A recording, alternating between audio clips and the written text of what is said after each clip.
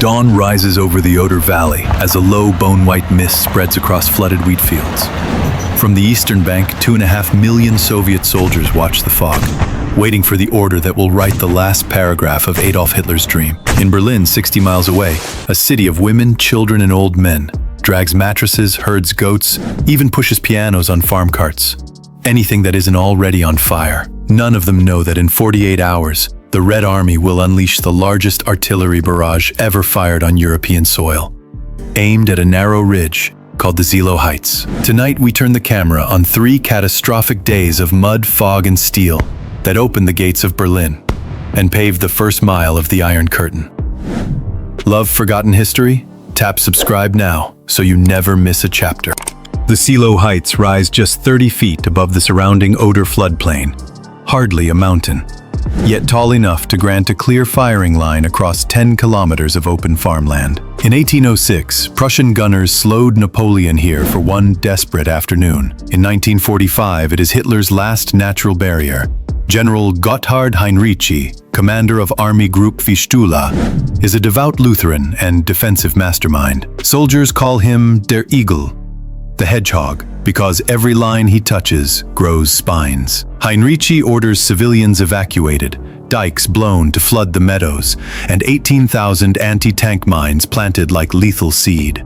3 interlocking trench belts zigzag the ridge, dotted with machine gun nests protected by tree trunk pillboxes. Berlin radio brags that Seelow will hold 6 weeks. Heinrici tells his staff he can buy 3 days.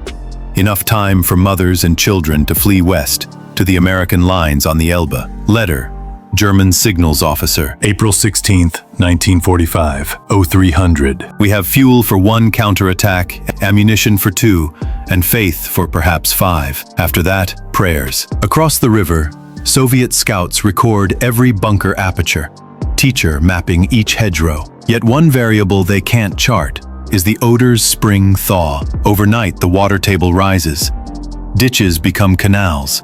Steel-plated trenches fill like bathtubs. The stage is set for a 3-day mud-choked apocalypse. Marshal Georgy Zhukov calls his army a steamroller with teeth. Its inventory staggers imagination.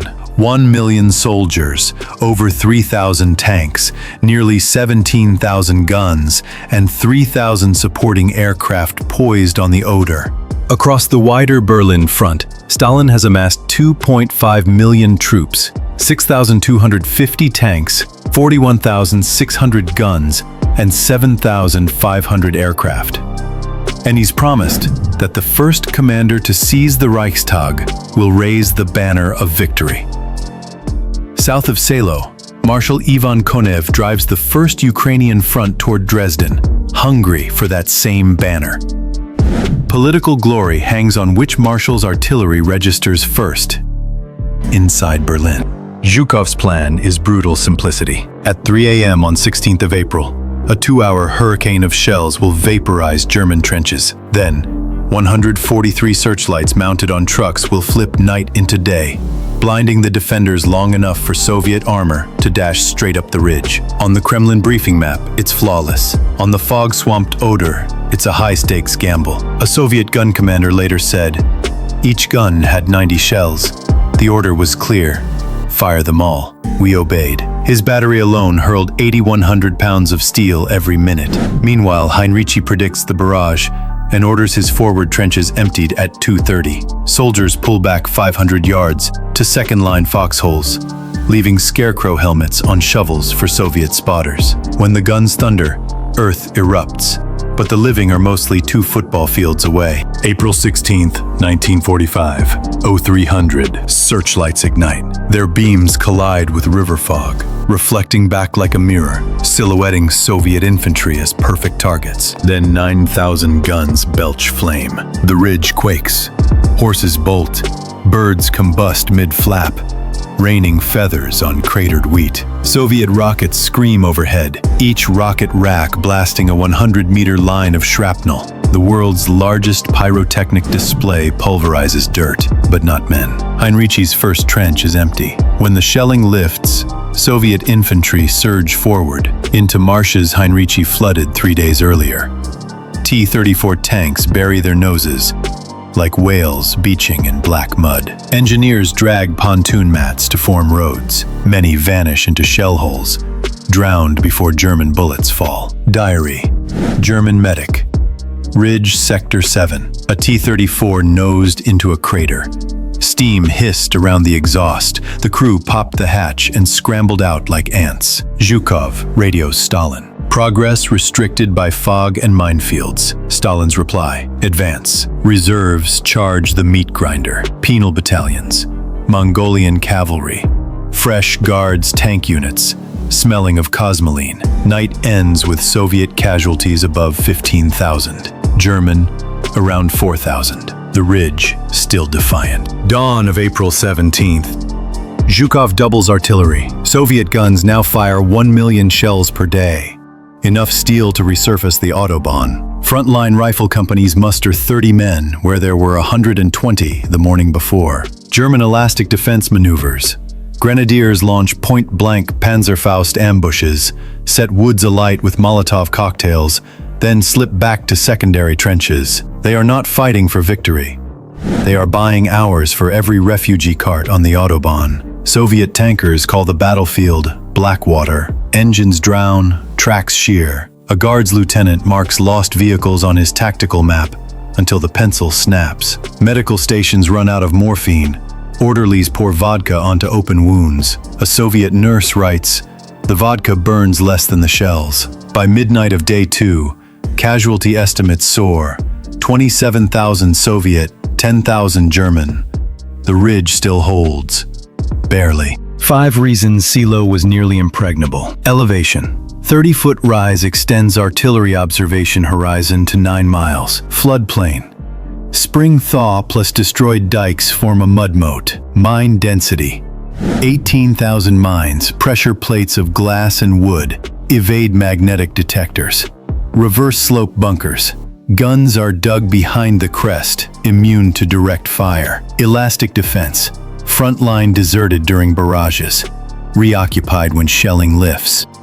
April 18th, 1300. Engineers from the 1st Guards Tank Army bridge a drainage canal under smoke.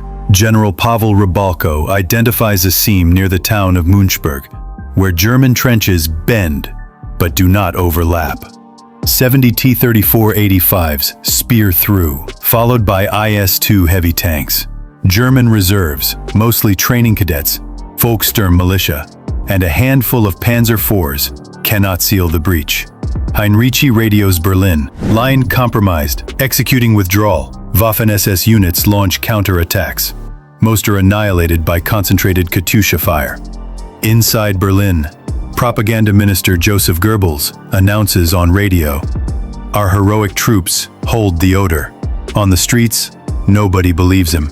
Subway tunnels convert into bomb shelters. In the zoo bunker, a 15-year-old girl named Helga Goebel writes, "The floor shakes all night like thunder.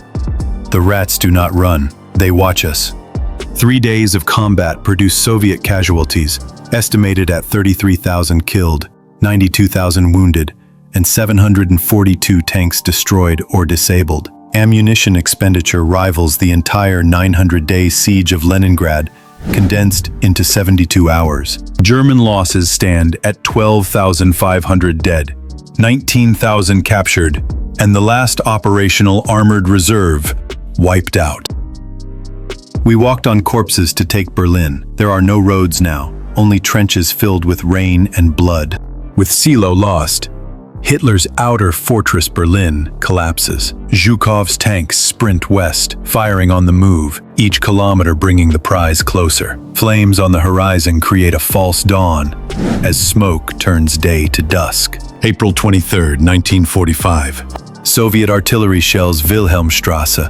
Marble facades splinter like balsa wood. Hitler refuses evacuation, deluded by fantasies of General Schreiner's non-existent counter-offensive. That night, red stars crest Berlin's suburbs, and the Battle of Berlin, the last act of the European war, begins under Seelow's shadow.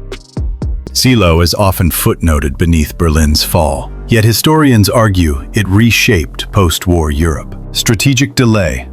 3 days let Western allies reach the Elbe and set the future Iron Curtain line. Political capital, Zhukov's costly victory secured him the honor of hoisting the red banner, but fueled Western narratives of Soviet expendability. Memory. In East Germany, Seelow became a pilgrimage site. School children laid wreaths before a 40-foot Soviet soldier standing atop former German trenches. West Germans seldom visited. History split here, as the continent soon would.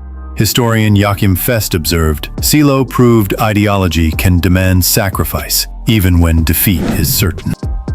For 3 days in April 1945, a low ridge, only about the height of 3 telephone poles, yet tall enough to command miles of open farmland, defied the largest army ever assembled. In that mud, Hitler's empire drowned, and the foundations of Cold War Europe were laid in blood, fog, and silence.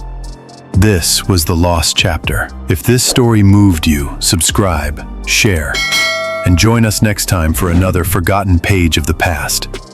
Because forgotten history makes unforgettable stories.